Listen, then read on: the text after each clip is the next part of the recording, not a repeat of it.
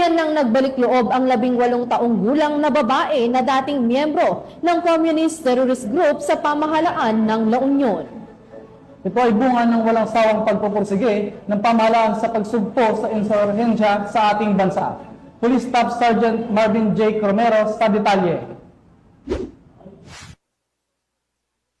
Mula sa Barangay Gising Norte, Nagilian, La Union, isang 81 anyos ang nagbalik loob sa pangunguna ng Technical Support Company ng RMB1 sa kanyang ugnayan sa organisasyong konektado sa CPP, NP, NDF. Si alias Victoria ay membro ng grupong Tingpuyog iti Margrigat nga umili iti ilingan Nagilian o Timon ay voluntaryong nagpahayag ng kanyang intensyon at itigil ang suporta sa naturang grupo.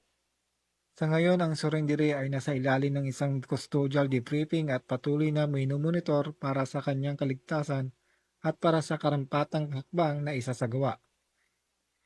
Ang aksyon na ito ay bahagi ng patuloy ng kampanya ng pamahalaan upang hikayatin ang mga individual na bumalik sa pamayanan at magkaroon ng normal na pamumuhay.